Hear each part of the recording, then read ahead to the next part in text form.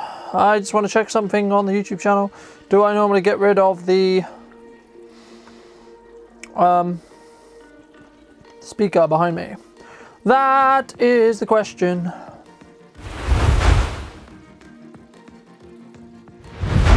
Hello ladies and gentlemen, and welcome back to a brand new video. Today's video is going to be talking about everything Instagram stories. We're going to be talking about why you should use them, how you should use them, and some of the tips and tricks you can do to increase the likelihood that your ideal consumer is going to view them or be able to find your Instagram through Instagram stories. So keep in mind, some of these tips and tricks I'm going to give in this video could also be used for LinkedIn stories, Snapchat stories, etc., unless it's a very specific technique to Instagram in specific, such as the first couple we're going to talk about today. So the first tip we're going to talk about is how and why and when it's appropriate to use @. Now, firstly, what is an @? An @ is a symbol on any keyboard that you can use to @ another account. So mainly you should use this as a way to hopefully repost, or someone is likely to repost your piece of content or your piece of footage or your conversation on something perhaps that you find value. Or maybe in my case, for example, if I want to shoot with a client, I'm going to tag that client in that story so they can potentially reshare that about what we're doing and showcase what we're doing to their audience, so they are more likely to be able to do that. Now, what happens, you may be asking, when someone @ you? So what will happen is it will go into their inbox and it will say, it will give them the option to add it to their story and be able to then allow them to reshare your post on the stories. In part, a lot of the work I do when it comes to shoots and stuff like that, I like to share with you as well on my Instagram, but also I do like to encourage the client to, be part of that process, to talk to the story about what's going on, to talk and do little story posts that can be reused for potentially actual posts on Facebook, etc., if they see fit. But also then, whenever they are talking about something that we're doing in collaboration, whether that's a paid production or a freelance or more free or a passion project production, it's still always good to collaborate and @ anyone who is relevant, because they're more likely to add that to their story, therefore giving you a little bit of advertising, a little bit of push in your direction, so you can be introduced and your brand can be introduced to their audience as well. So the second tip in this video is going to be talking about locations and location tagging within stories specifically. So the reason why you mainly want to do this is because Instagram, along with other platforms, I'm sure, has the ability to allow you to tag your geolocation into the story itself. So this can be the city or the country that you're in. And what this allows you to do is it gives you an opportunity to be able to be in that country or that city's overall story. So basically, those who don't know, every location has a specific story, which is made up of community-made posts or community-made or accounts that tag that story. Some of them will be chosen to be part of that story's location, and this is another way that people can discover what you're talking about, the content you're creating when it comes to stories. This could be something simple like you talking to your camera or talking to your phone, or showcasing a product or service that you offer in the area as well. The third tip in this video about Instagram stories is going to be talking about less is more. Now, this is something that I have done a little bit more of nowadays. I've been trying it out a little bit more, and I've noticed the less I actually post on my stories, and when I actually think a lot more about what I'm posting on my stories and making sure that whenever I do post, it's really, really valuable content, or it's something that I believe my audience or my following would be interested in, then I normally get more views from the platform, and also it feels like my audience themselves are actually more interested in what I'm doing, because as I pulled back, they're seeing less of me, which means when I post, they're more likely to come through and look at what I'm doing, instead of necessarily just assuming that I'd be there every single day or be there a lot every single day. Now, of course, this is completely personal preference, is completely something that's different. I don't think there is a science from my experience. There's no science behind it. It seems to be that sometimes your Instagram views in your account will go up and down, and sometimes it will be down because of maybe you post a lot of a lot of content out, or maybe it's not as valuable content. But the things you can control is when you post and how you post when it comes to stories. So keep this in mind when posting in stories. Make sure whenever you're, like with any piece of content, whenever you're talking to your audience or whenever you're providing value to them, make sure to always be adding value, always adding some form of level entertainment value or educational value if you can, both within that piece of video content, and don't just use it as a platform to promote the new product you have. Of course, that is a way you can use stories, but you should weave that in with more important or more powerful or more educational parts of your story. So maybe a tips and tricks of whatever it is that you do or whatever it is you sell or your service, or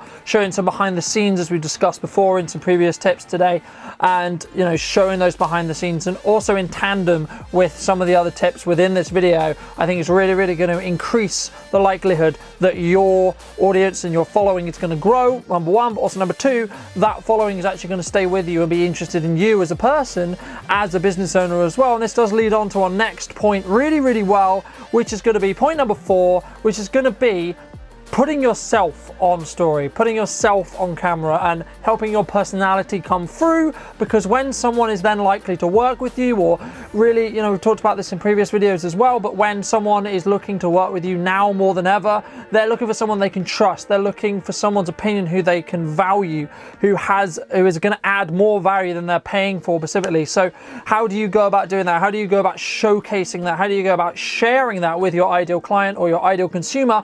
One of the best ways you can do that is through stories, and through Instagram stories specifically. They're quite easy to do in regards to turnaround and how to do them, because everyone owns a phone.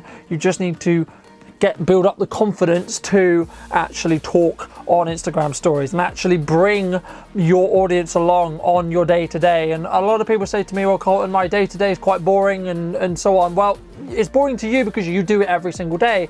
Someone who's new to the industry, or someone who has never seen your work specifically, may be extremely interested in what your day-to-day is. So to be honest, without sounding really blunt, which I'm going to sound really blunt, you are not the person who makes the decision on whether your day-to-day is boring or not. That's your audience's decision. If you post your day-to-day and then you get comments that it's boring and so on, then you need to look at what you're sharing. Maybe it's not the most interesting parts, or maybe you're just showing the generic stuff. But that's fine. But if you don't start that process, you're never going to know, and you're never going to be able to have this outreach and be able to have this conversation with your audience about what they need, what their pain points are, and what their concerns are, which means you can never, ever understand that you could be the solution to that, which at the end of the day is what everyone wants to do with their marketing efforts, and whatever they want to do is they want to understand what their customers are likely to need, because if they can be the solution to that problem, then they are more likely to be the continued solution, because once I have a solution to a problem, I'm going to continue to go back to that person. So it adds into your reputation, it adds into people getting to know you and getting to know and trust you, because as we've said in previous content, right now more than ever, but even after the recession, even after COVID, even after the pandemic, people are really more likely to buy from people they trust and they care about, more than just a faceless corporation. So this is mainly why I think you need to get yourself on stories, need to get yourself in front of a camera lens, whether it's a camera lens like this or whether it's more a phone camera lens, to talk to your ideal client, to talk to your ideal consumer more than you already are at the moment. Tip number 5 is going to be to find ways to interact with your audience. So this could be getting them to ask you questions, doing a weekly or bi-weekly or bi-monthly Q&A for your ideal clients, ideal consumers, your audience, to ask you questions that you can then answer and add more value to them. That's great. Something that I would always recommend people do. Or maybe it's add a poll. Would you rather have X or Y? Do you feel this way about this thing, etc.? You're always finding ways to help your audience be engaged with your content, because what it's going to do, number one, from an algorithmic perspective, it is going to allow Instagram to see and understand that you are creating content that is getting traction, that is helping them keep people on the platform, which is the main thing that Instagram wants. And Instagram's going to help you, because why would Instagram want that? Well, Instagram makes money when it can serve more advertising to more people. So if you are part of the content that's keeping people on the platform more, that means Instagram can serve more ads to that person, which means Instagram gets paid more. So overall, this is something you should think about when you're creating content. But also, it's going to add a lot more value to the people who do watch your content consistently, because number one, they're going to get to know who you are.